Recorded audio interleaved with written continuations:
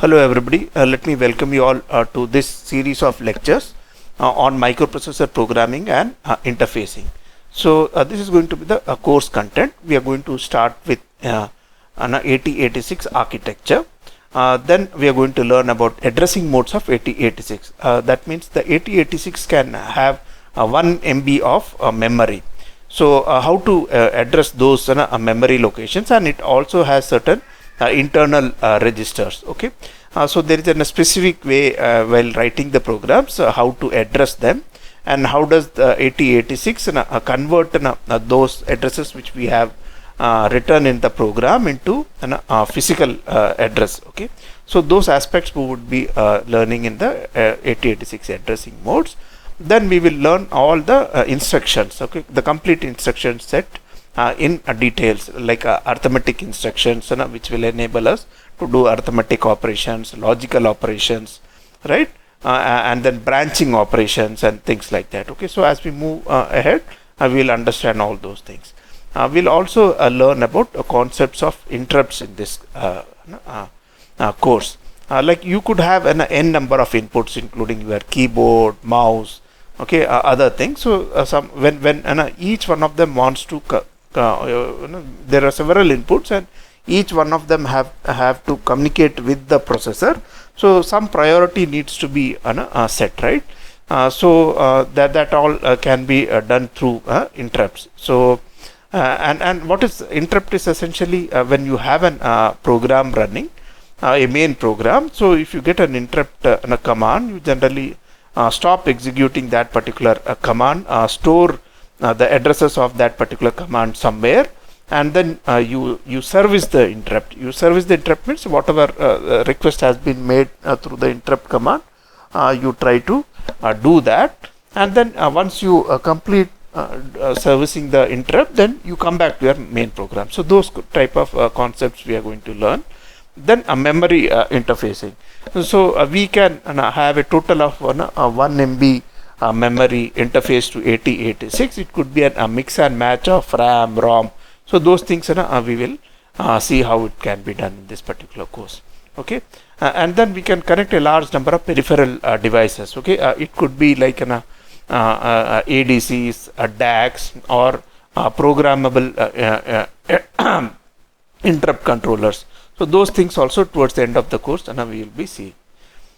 So the textbook which I would be following is Intel Microprocessor by Barry. Okay, so this is a very good book, so you could also refer to these books. Okay, and also you have Microprocessor and Interfacing by Douglas.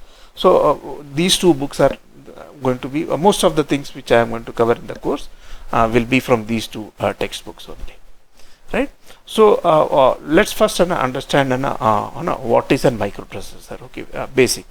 First of all, microprocessor is a very essential element of any computer. Okay, it could be our desktop or an hard disk, or it could be any. It could be even our mobile or anything which does electronic computation. Okay, so here that microprocessor is known as CPU, or central processing unit. Okay. So processing unit, microprocessor, okay, whatever you call it. Okay, so this is the microprocessor, and then so this is the heart of any computer. Okay, you are finally the how fast your computer works, or how efficiently it works, and what complexity it can handle. That all depends on the performance of the CPU. So we will have a certain kinds of inputs to your computer. It could be keyboard and a mouse. Or it could be some data coming through the LAN and things like that, and then that data through a control unit or microprocessor interface units, it will be routed to the CPU. Now the CPU generally doesn't have any memory, so whatever programs we do write, and also the CPU requires a certain kind of instructions from the manufacturer also, all those things, how to function. Those things are written in the memory. So there are several kinds of memories. Okay, it includes ROM, RAM, and then your hard disk, and those things we will discuss in the next class. But time being, just understand that there is an CPU. There are certain inputs through which we control the CPU. the programs are essentially available in the memory units. Okay, so there are different kinds of memories, including an RAM, ROM, and you can have secondary storage devices like hard disk also. And finally, you could have outputs. Okay, finally, whatever we are doing needs to be routed to somewhere, right? So it could for an if finally it is to be displayed to a human being, you can have some monitors or LED displays, 7-segment displays, and things like that, or you could have printers and things like that. So that they all form your outputs. And obviously there will be some power management also, a module also in your computer, which will take care of your charging of your batteries and health monitoring of the batteries and things like that, right? So this is how this is the basic block diagram of a computer. And in this particular course we are going to focus on 8086 microprocessor, and also some interface units also. Okay, that also we would be, and we will also be learning how to interface the CPU with the memory also, right? So that means the microprocessor is there. There is no like I said, there is no storage element there. Okay, so whatever instructions we need to give to the microprocessor, it is written in the form of a program in the memory unit. Okay, so so those lines of programs which is written in the memory will be fetched one by one, and it will be decoded, and this will do the it will do the operations as whatever is written in the memory in the program, right? So how to fetch those memories, and many times we would want to write back the data into the memory unit. So that part also we would be learning in this particular course, right? So now if I just go a little bit deep into what a CPU looks like. So this is how an CPU looks like. Okay, basically it will have two modules. Okay, one is known as the execution unit. Okay, and there is something known as bus interface unit. So in the execution unit, if you see here, the heart of the system is an ALU. Okay, arithmetic logic unit. Okay, what does this do? This does all the arithmetic operations and logical operations. Okay, so how will that do? So you require a few data to be fed, right? So they are fed through temporary registers. Okay, or through some registers which are there within the execution unit. So when we write a program and all, we either load some data into these registers. Okay, or from the memory also some data can be fetched and put into these temporary registers, and then the ALU will do an operation of those data which are available in the registers and the temporary registers, and finally the output will be again routed back to the ALU data bus. Okay, from here through the bus interface unit, it can go back to the memory or to the input output devices. Okay, so that is how this whole system works. So we will be learning about all these things in details in this particular course. I am just giving a very brief overview of how microprocessors work, and there will be some flags also out here, like when the arithmetic unit is doing some operations. Okay, there will be several flags here. So based on the output of outcome of the operation which has been done, these flags will be set. For example, just let me give you some example. Like suppose I am adding two numbers and the result is negative. Okay, so there will be a sign flag which will be set as negative. Okay, that means we know now the result is negative, and based on that you might want to take some other action in the program, right? Similarly, when you are adding a few numbers or things like that, or if you are counting from you are decreasing some counter value, okay, and when the counter reaches 0, okay, then this there is a 0 flag which will be set to 0. So these flags enable us to take appropriate decision. Okay, so in the programming. So as of now it would be slightly vague to you, but when we start with programming, then in the next class when we learn about 8086 and microprocessor, I will tell what are the specific flags. Okay, it could be an 8-bit microprocessor could have an 8 flag or 16 flags, and each of those flags will indicate certain conditions, and based on those conditions we can check those for those conditions, and accordingly do some branching operations in the software which we write, right, in the program which we write. So all those things we will understand. Okay, so this is just a brief overview. So also you will have a bus interface unit. So the purpose of the bus interface unit is to fetch the data from the memory and give back to the memory, and also you have a bus control logic. So this 8086 is a pipelined architecture. Okay, that means like while the arithmetic logic unit is doing certain functions, you will prefetch the next instructions. Okay, so this is known as an instruction queue. So why to waste time, right? So because once this completes and then you start getting the next data, because this is also going to take time to fetch the data and decode it and tell. So this instruction you might, for example, you might just write in the program to add contents of register A with some contents of some memory location, right? So that is a complex instruction which you are writing. So that instruction will be fetched here. So suppose it is residing here. So previous some instruction is being executed by the ALU. So while this ALU is doing that, okay, that in complex instructions which has been fetched, that will be decoded.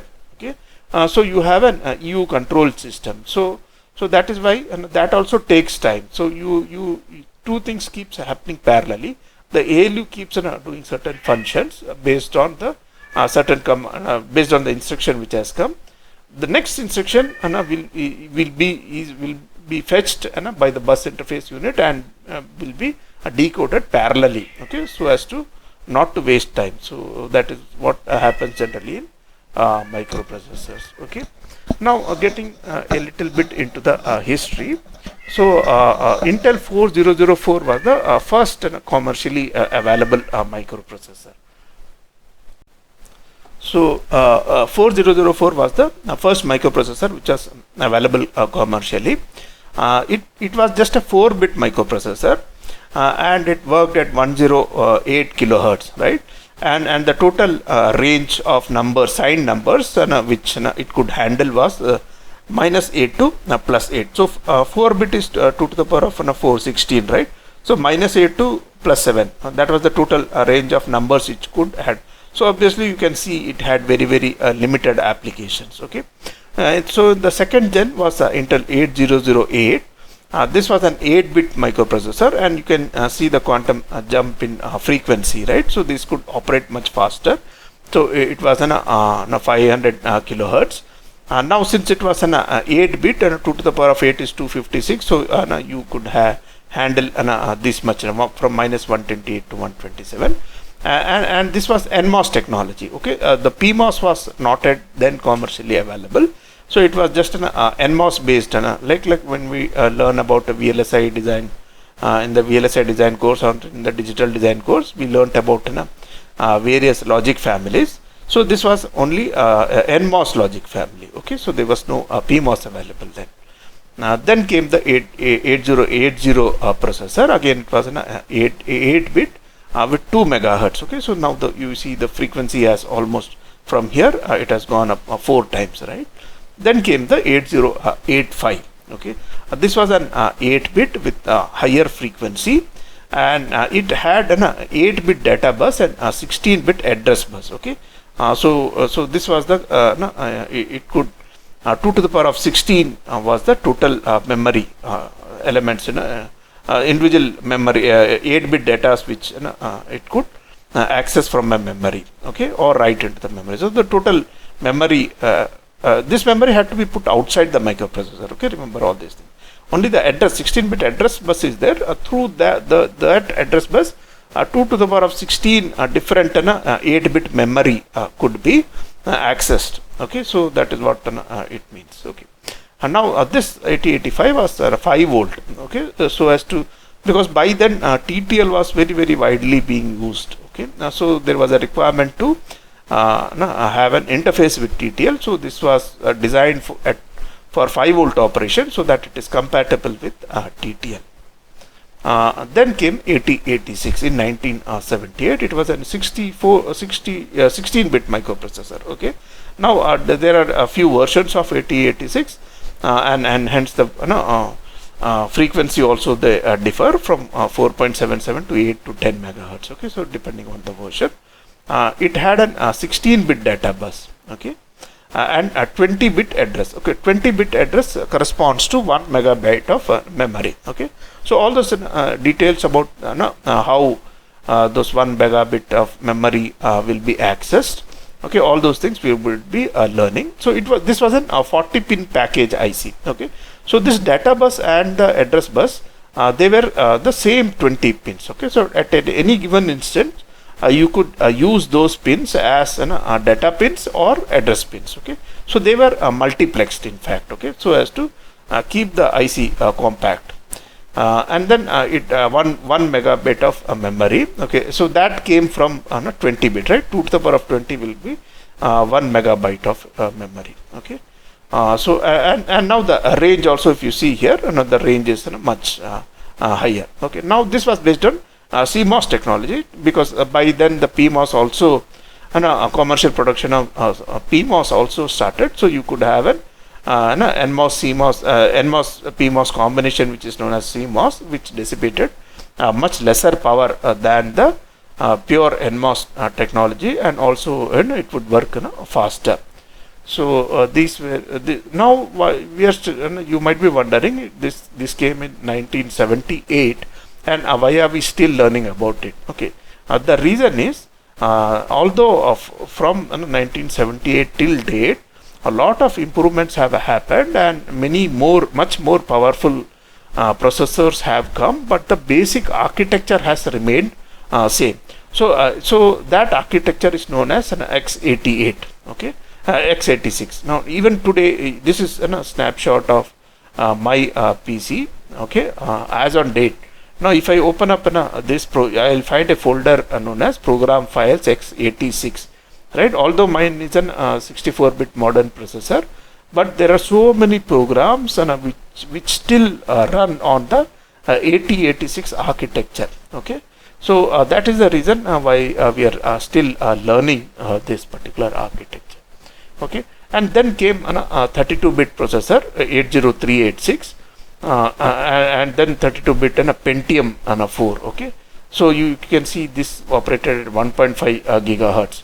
Okay, but even this 4th gen till here, okay, the basic architecture, although from 8086 from 16-bit, these 4th gen microprocessors, they were operating at they could handle 32-bit operations, and also were operating at higher range, but still the basic architecture remained same. And now we have 64-bit microprocessors, okay, these days, which are operating at very high frequencies up to 3.5 gigahertz, but they don't follow the 8086 architecture anymore. Okay, so they have a much better architecture, but they are backward compatible. That means 8086 architecture can be run on these processors also, because over the years from last 78 almost 20 years, okay, this was the main backbone 8086 architecture, and hence so many softwares, they still work only on 8086, and hence although new architectures have come, okay, they support 8086 architectures also, right? So now we might be just before I end this class, let me give these days most of the microprocessors, okay, are all CMOS, and what is the advantage of having a CMOS? You have an NMOS and a PMOS, okay, and there is no direct path between an VDD and ground. Okay, so either the NMOS will be on at any given time, or PMOS will be on, and hence there is no static dissipation. So this technology consumes much lesser power than the erstwhile only NMOS technologies. Okay, so and they operate faster and high packing density, and that is the reason these days most of the modern day processors are CMOS technology based. Okay, but with increased packing density, right, and also because there is lot of the frequency of operation has increased, right? So the power has gone up. The power requirement, okay, of these modern day ICs are very high. Okay, two reasons. One, because of the increased frequency, right? So if the frequency is high, you can imagine that there's so many transitions which is happening in these gates, and which will generate heat, and also now the packing density is like you have millions of transistors in one chip, right? Because right, from these were all say 300 nanometer technology, 3 micro, that kind of channel length. Now we have 7 nanometer technology, so very high packing density, and because of which the total heat dissipated in these processors are, and the modern day processors are very high. And also because as we are moving from one technology to other, so we have to reduce the VDD, or the power supply voltage at which these processors operate, and because of which there is low noise margins. Okay, and also these processors there is high static currents. Okay, static currents means whenever there is no variation in the input voltage.